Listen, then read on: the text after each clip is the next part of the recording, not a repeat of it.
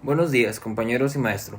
Hoy hablaré de la importancia de la semiología en el fútbol como deporte. La investigación que yo realicé la hice en base al método de Charles Sanders Peirce y la presentaré por medio de una presentación de PowerPoint auditivo-visual. El primer paso es la indagación. Por ende, revisaremos los orígenes del fútbol, sus códigos de aquella época y sus reglas aún vigentes, y su relación con la semiótica, la cual viene desde el origen por allá de la época de los 50-60, aunque surgió la idea primero en la Edad Media en las Islas Británicas. Las reglas en el fútbol aparecen en 1848 creadas por representantes de algunos colegios ingleses, pero fue hasta 1863 que se dieron las primeras, las cuales ya presentaban el fuera de lugar y reanudación de juego. La semiología toma reanudación de juego. La semiología toma lugar en querer establecer las costumbres y códigos de conducta en los futbolistas. Los códigos aún vigentes son los códigos de Sheffield. Aportan varias reglas que hoy en día aún permanecen en el fútbol moderno, tales como el material con el que se hacen las porterías, los tiros de esquina y el desempate por medio de próloga o gol de oro. El gol de oro fue una técnica de desempate utilizada principalmente en México allá por la década de los 2000, en donde varios equipos lograron campeonar utilizando y sacando provecho de esta regla. El siguiente tema es fútbol en la semiología. La semiótica califica al fútbol como un signo. Así pues, la semiótica es la disciplina de todo aquello que puede ser utilizado para mentir. Si algo no puede ser utilizado para mentir, tampoco puede ser utilizado para decir la verdad. Bajo este concepto, el fútbol es un sistema que, mediante un signo, es una imagen sensorial, un círculo social que juega con las mentes de los jugadores, al igual que las emociones, pensamientos de los aficionados a este deporte. Les transmite ideales que se espera sean adquiridos para usarse en otra parte de su vida. Por ende, el técnico, los futbolistas y todos los que forman parte de este deporte pueden sacar algo de él y utilizarlo en otra parte de su vida, pues no es solamente fútbol, es un estilo de vida. Signos lingüísticos en el fútbol. Existen signos lingüísticos que tienen un mismo significado hablando de fútbol. Y hablando de semiótica, la cancha como objeto significa solo un marco constituido por 3 palos que fungen como la portería. Pero en el fútbol se convierte en un signo de lenguaje, que significa el objeto mayor a la hora de practicar este deporte. Puede ser el objetivo principal de cada uno de los 11 jugadores, incluyendo el portero, insertar un valor dentro de su marco, metafóricamente hablando, para conseguir un gol. Ahora, tocaremos el rol del árbitro. Ahora, mediante los códigos, señales y símbolos, tomaremos el lugar del referee, una figura que es la encargada de mantener el orden y los lineamientos en el campo. De alguna manera, este sujeto pasa a ser la semiología impartida en el juego, pues es él el que da los mensajes a los jugadores de lo que pasa en su entorno mediante señales y símbolos, los cuales pueden adjudicar sanciones y tarjetas de amonestación. Eso fue todo del tema de la indagación. Después de eso pasamos a la injerencia, donde tocamos el tema del profesionalismo. Pues fue finalmente el 20 de julio del 85, la Football Association se vio forzada a oficializar el profesionalismo, aunque mantuvo restricciones económicas, geográficas e incluso sus dirigentes desalentaban esta práctica en el fútbol. Para financiar la paga de los jugadores, los clubes más poderosos organizaban una serie de encuentros en el formato de todos contra todos.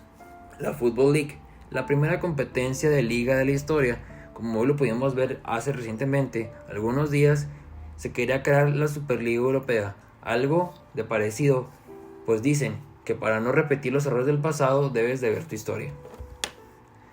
Sistemas de comunicación de las sociedades del fútbol. Escuchar el silbato, por ejemplo. Cuando un árbitro sopla un silbato es porque vio algo, por lo general una falta o interrupción de juego, lo cual requiere que inmediatamente el juego se detenga y le ponga un orden a la situación. Esto lo podemos tomar como un claro ejemplo de la semiología, pues toca los temas principales, los cuales son los sistemas de comunicación dentro de las sociedades humanas, en este caso los que saben de fútbol, y es ahí donde los códigos de conducta para un árbitro de fútbol se hacen presentes. El siguiente es señales por medio de símbolos futbolísticos. La ley de la ventaja nos dice que si un árbitro apunta ambos brazos hacia adelante sin soplar su silbato es porque vio una falta pero decidió aplicar la ley de la ventaja, pues consideró que el equipo que recibió la falta tendría posición de la pelota y una buena posibilidad de atacar. Ahí donde entran las señales que este selecto grupo de personas reconocen y entienden a la perfección, por venir del símbolo de autoridad dentro de la cancha. Otro de estos claros ejemplos de la injerencia de la semiología en este deporte, a la vez se engrandece su importancia y saber manejar esta ciencia para entender el juego a grandes escalas, pues es casi prácticamente imposible ver el fútbol sin la semiología, sería muy difícil de explicar y de entender. Eso fue la injerencia. Ahora pasamos a los sentimientos y emociones creadas en el fútbol por la semiología que forman parte de la abducción. Dialogar, identificar, interpretar y reflexionar mediante la proyección de los partidos, los mensajes que acompañan la comunicación no verbal de los jugadores y espectadores, por ejemplo, la mirada, el movimiento facial y corporal, expresión de sentimientos, emociones, alegría, euforia, frustración, tristeza, locura, pasión, símbolos y códigos que se involucran en el sistema comunicativo y semiótico del fútbol. Como por aquí lo vemos, un movimiento facial o corporal, hacerle una señal a un compañero con la mano, con la mirada o con cualquier parte del cuerpo para pedirle un pase, que tire o que centre una pelota. O también lo podemos ver en los rostros de los aficionados cuando su equipo está a punto de perder. Se nota la frustración, la tristeza y la locura. O cuando su equipo está a punto de ganar o ya ganó. La alegría, la euforia y la pasión se desatan de los bancos. Continuamos con la adopción en el fútbol, tomando el claro ejemplo y concepto real de cómo Peirce define a la adopción como un proceso por el cual se formula una nueva hipótesis explicativa. Podemos explicar conceptos básicos que vivimos al principio del curso, que vivimos porque lo vivimos. Cuando nos explicó el profe, de ahí, cada vez que nos pasaban ciertas cosas, sabíamos lo que estaba pasando. Pues sí, todo tiene comunicación. Con todo, me refiero a cualquier tema del que estemos hablando, inclusive el fútbol. Cumple con la comunicación, por ende, con la semiología. Una nueva hipótesis de la relación de la semiología del fútbol como 1. Creer que la semiología es muy importante para entender el fútbol a grandes escalas era algo que ya sabíamos, pues es bastante claro y obvio. Ahora, pensar que esto es lo más importante del juego es nuevo, pues después de analizar desde sus orígenes hasta cada parte del juego, vista desde el punto de vista de los árbitros, técnicos, jugadores y aficionados, que son los principales personajes de este bello deporte. Esa sería mi conclusión de una nueva hipótesis. Y la respuesta a la pregunta: la semiología como ciencia de estudio no es importante para el fútbol, es lo más importante del fútbol. Por último, pasamos a la inducción, que nos trae la importancia de la semiología en el deporte. Después de analizar toda la información aquí recabada, pude llegar a la conclusión que el grado de importancia en el fútbol es altísimo para la semiología, incluso incalculable diría yo, pues desde sus orígenes la semiología ya tenía sus injerencias en el deporte.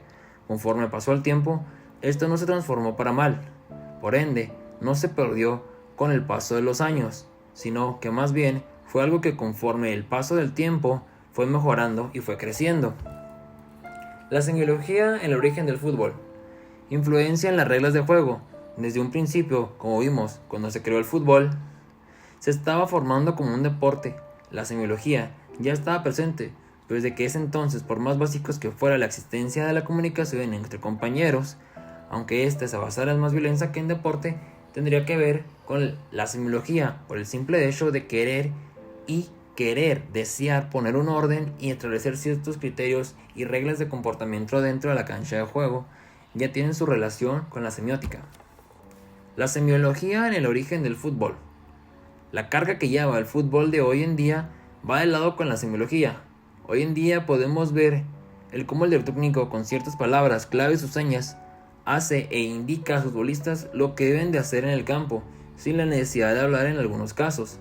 Los casos más famosos pueden ser el del español Pep Guardiola, pues equipos como Barcelona, Bayern Múnich o actualmente el Manchester City suelen salir jugando muy bien, pues les hace entender a sus futbolistas en qué momento deben de realizar cierto movimiento, como salir, adelantarse, bajar, abrir o retrasar el juego. y sobre todo en qué en específico deben de hacerlo.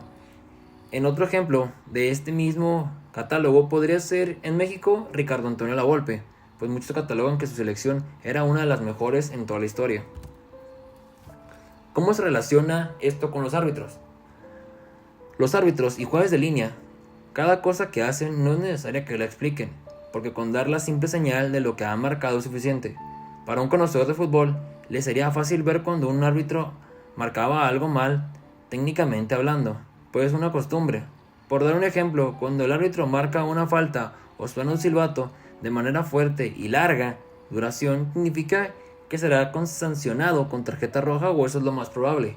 Si es bajo y corto la duración y bajo el sonido del silbato, será amarilla o ni siquiera tarjeta de amonestación será. Por último, la semiología en el fútbol moderno. Ya tocamos sus orígenes, cómo pasó de ser un deporte que se basaba en violencia y patadas a ser profesional con futbolistas pagados y bastante bien. Ahora tocaremos la modernidad. ¿Cómo le ha ido a la semiología y al fútbol en lo moderno? ¿Cómo se ha llevado esta relación después de tantos años? Las nuevas tecnologías llegaron al fútbol hace un poco, aunque estas ya estaban presentes en otros deportes, como el básquetbol, la NFL, etc. En el caso del fútbol, pareciese que se perdería la esencia del juego, pues muchos de los amantes de este deporte no estaban a favor de la utilización del videoarbitraje para el fútbol. Con el videoarbitraje, los errores arbitrales deberían de ser mínimos, aunque no lo han sido últimamente en el fútbol europeo, tanto en el fútbol mexicano. Ahora esto viene acaso por el conjunto de señales que debe hacer un árbitro siempre que consulta al mismo. Este no tiene ni más de 5 años y ya todo el mundo que conoce el fútbol sabe perfectamente qué significa cuando un árbitro con los dedos índices de ambas manos forma un cuadrado. Significa que el árbitro va a consultar el VAR. Y esto sería todo por mi parte. Creo que debió haber quedado bastante claro la importancia de la semiología en el fútbol, pues no solo le debe importar a los aficionados, sino a los aficionados, jugadores, jueces, técnicos y todos los que aman este bello deporte, tanto para hablar de ello como para jugarlo, pues la semiología no es parte del fútbol, la semiología es fútbol.